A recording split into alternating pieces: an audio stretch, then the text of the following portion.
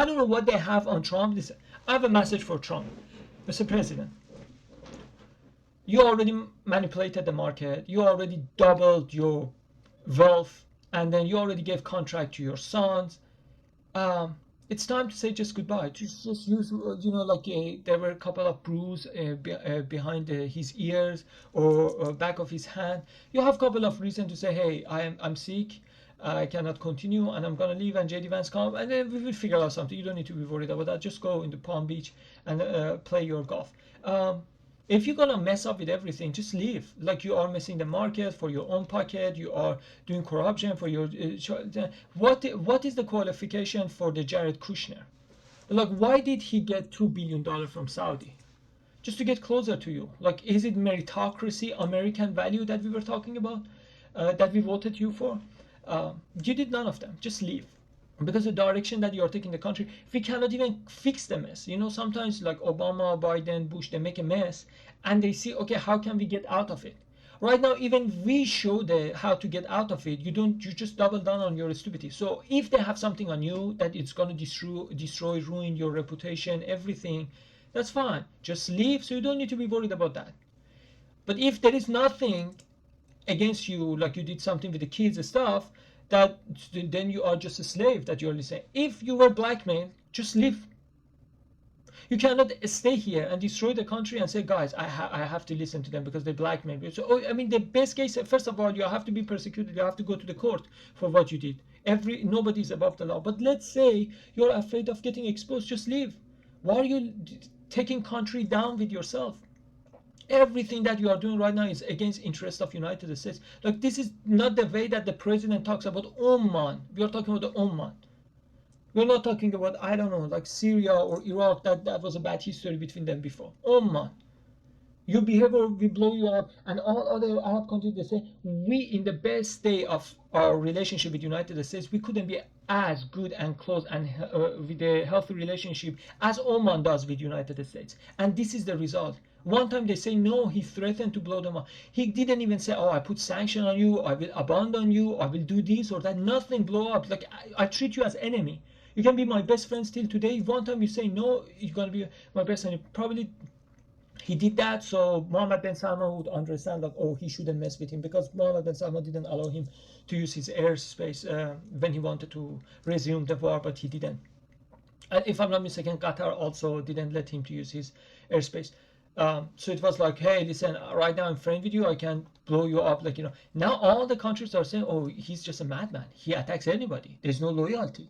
No matter how many billions of dollars we spend on their NASDAQ, on their market, how much we invest on their AI, or we give to Jared Kushner. But if we just say, hey, we have to focus on our interests, and what you are doing with Iran is going to damage us, you say, I'm going to blow you up. That was crazy. Like, I have never seen Trump talks like that. Like, did you see, like, he was like a rat, a coward, a loser? He was almost kissing Xi's feet. Oh, I love you. Oh, thank you. You are great. Oh, Xi in front of his face says America is declining. No, yeah, I agree. But you mean the Biden, right? Because we are so good, right? All this tough, playing tough. He just played tough with his friends. Just look how Mark Levin treated him, how Lindsey Graham has attacked Trump the moment he realized that they are getting close to the deal. How he is nice to those people who are mean to him and they were never Trumper till 5 minutes ago, and how mean he has been to the candidates, to the Tucker, those people who campaign, and Marjorie Taylor Greene that spent millions of dollars from her own pocket to support Trump. So Trump actually is a weak man. Like those people, drug addicts, they get hit and beaten by everybody in the street, and they come home and they revenge on their wife and children, and they hit their own families. This is Trump. He's getting hit by everybody. Like a coward, like a drug addict, he comes back and hit his own base, his own family. And now Oman is saying, like, after all this nice talk that we had with Trump, this is how he's talking to us. Blow us up. Not, oh, I'm disappointed in that. Like how he talked with Europe. Oh, you didn't help us when we needed you. We will remember. We're going to leave the NATO. We don't need your help, but we will remember. We don't forget. We don't forgive. Those stuff. This was just a straight as we go to war with you, as if like Oman was the enemy. Anyway, so I think that language is going to be a wake-up call to so many countries, and America going to be even more isolated than before, because they say, well, China is not going to threaten us to kill us or bomb us the moment that we disagree with them. So maybe we're going to go with China. So lose after lose. I mean, Trump, just leave. Just leave. You manipulated the market. Many people lost their money. Many people couldn't afford, like you say, oh, don't touch the your stock or your portfolio until it goes back up. So eventually with the inflation it goes back up, we know, but it's about when. If somebody, all of their basically baskets, all of their options was based on your promises, and you backed out from the tariffs and everything went to reverse mode, you keep manipulating the market, so they lost their money. So even if right now Nasdaq is high, it doesn't do any good to them. And then also you manipulated market. Even I remember when he did the Freedom Day, Liberty Day, about the tariff day, and after 1 week he backed out, and 12% the Nasdaq went back up. I saw the video, somebody was recording. He was bragging about his friends. One of them made $900 million, one of them made $1.2 billion or something. Like, he's bragging about this insider trading. And then what was the qualification for his son-in-law, Jared Kushner, to be a special envoy, and also for his other son, Eric Trump, if I'm not mistaken, to get the basically contract with the government about the drones. He doesn't know anything. One day he talks about Bitcoin. Just look at every time he was signaling about the Bitcoin, he said it's going to go up, it went back down. He said it's going to go down, it went back up. Now, he's exact opposite. If you're going to win, you have to listen to Eric, but do the opposite. And then all of a sudden now he's the expert in the drone. So all this corruption, and now America is going to war. We lost 14 of our soldiers. We lost the Strait of Hormuz, and now we are paying heavy price for that.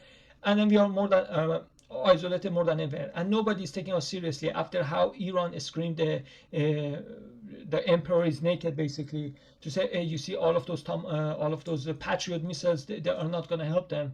We can defeat them with the $10,000 drones, Shahed drones. For those reasons, I think what's going to happen is Trump is mad that right now Arab countries are saying, hey, we gave you 1 month and you just kept screwing up. I guess we're going to get involved. Because before that, they were just quiet. We let you figure it out, Trump. But now they realize that, first of all, Trump doesn't have any plan. And even if he did, Benjamin Netanyahu doesn't allow that. And they say, okay, so maybe this is our home and we're going to make some decision. So you are not going to, from other side of the world, just threaten us and then humiliate us, say we are your kiss asser, and then after that force us to do stuff against our interests. So for that reason, I think basically what's going to happen is he's going to have some type of fights with Arab countries now, and United States is getting more isolated than ever, and now Iran is using Trump's tricks against himself.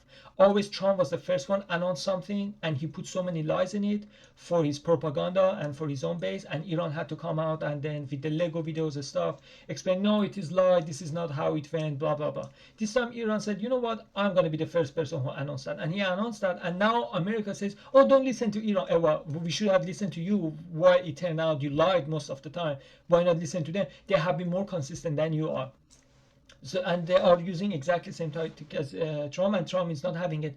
But I believe, as I said, Trump time is more against America than Iran, because when you see day by day or even hour by hour, Trump is giving up more points and more scores for Iran. Is agreeing to some stuff that they were redlined, like enriched uranium 60% has to leave the country no matter what.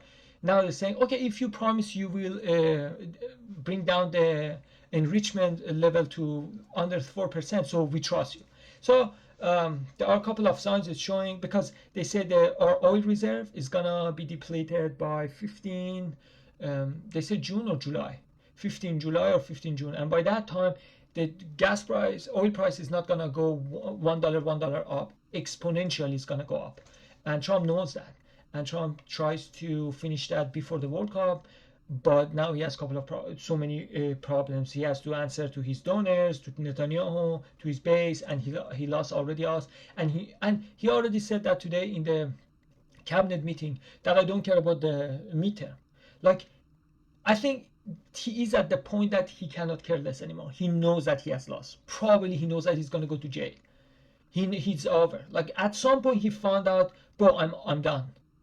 So why should I even care if no matter what I do from now on, it's not going to change the result in 2 years? So he knows something about the future that none of us know, and that is scaring me, because what type of bad thing gonna happen? What type of effed up thing gonna happen that you being impeached is irrelevant? So something very bad gonna happen that you being impeached or being thrown into prison is not making so much difference. So situation gonna be super bad in that. So probably he knows something that we don't know. What's gonna happen in 2 years? He said nobody cares what's gonna happen. Whatever I do right now in 2 years is gonna be irrelevant. So that's why. So I don't know. We have to see. But as they said, we are getting closer to the deal. They start bombing. So either it's gonna end or we are going back. But the chance that it's the latter is higher because Israel is showing no sign of accepting its faith. Like it's getting even more aggressive. So, and you saw that 1 hour after Trump said that, oh, we are about to announce the deal, that was shooting in the White House for 367th time. It's turned into a joke, a bad joke. But yeah, let's see what happens. As always, as above, so below.